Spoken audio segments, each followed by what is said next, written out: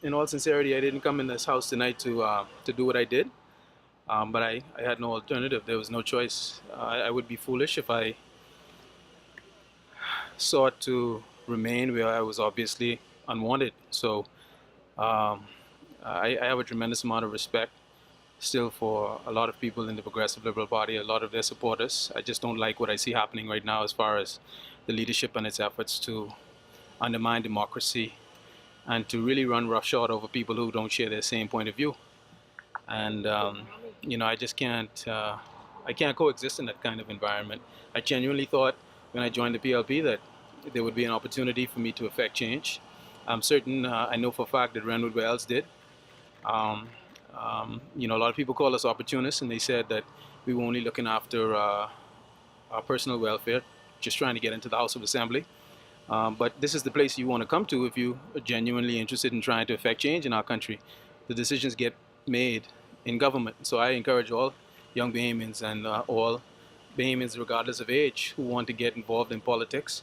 Don't believe for 1 minute that it has to be as dirty as some people try to make it. I mean, right now, for example, there are some people who really want to say a lot of nasty things about me that are not true. But I've matured, I believe, enough to know that it is a waste of time and energy, even trying to respond to that, because you're actually playing into the game or you're falling into the trap that they're setting for you.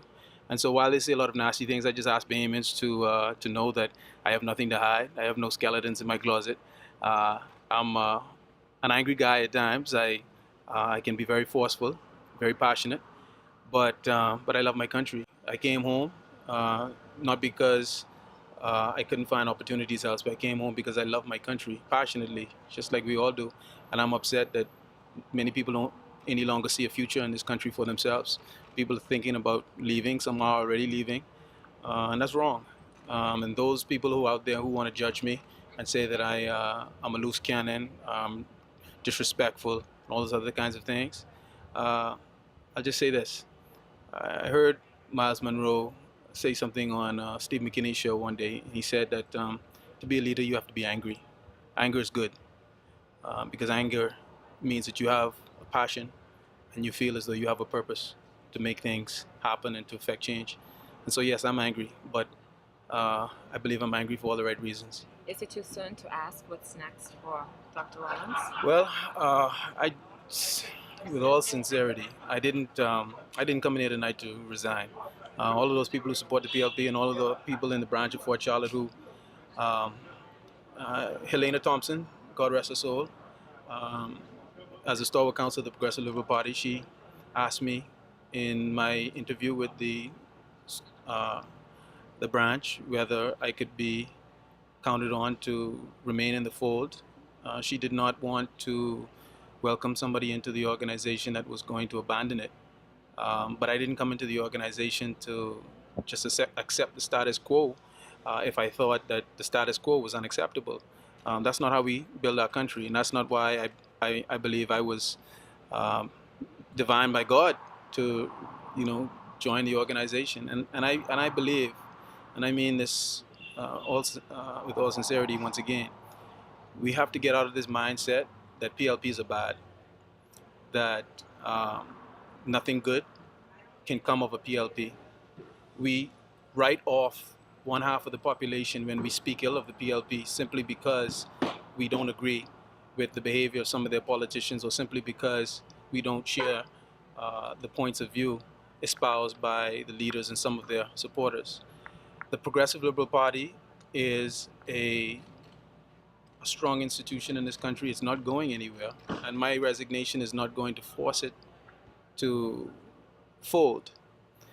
But the fact remains that right now, the Progressive Liberal Party is not governing this nation the way this nation needs to be governed. And unless changes are made, as I said upstairs, the Progressive Liberal Party, in my view, humbly, is not going to win the next election.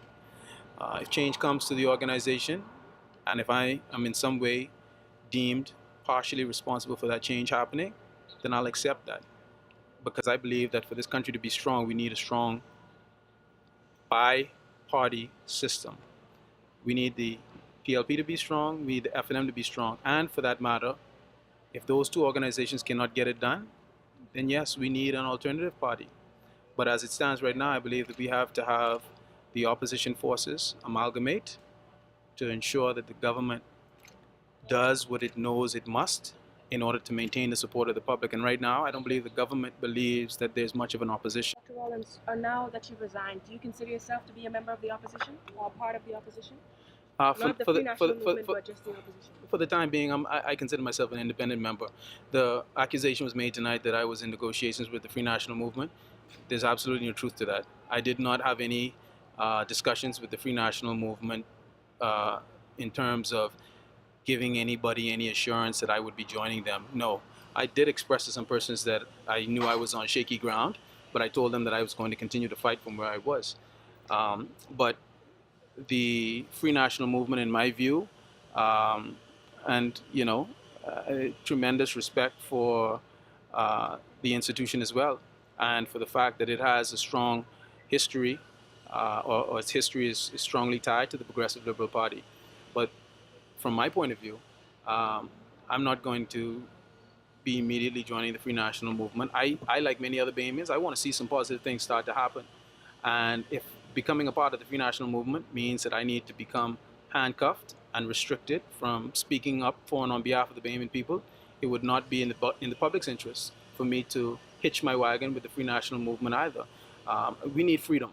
The Free National Movement was born out of the spirit of freedom of speech and the freedom of expression. If I can't speak freely and express myself freely, then that's not the place for me.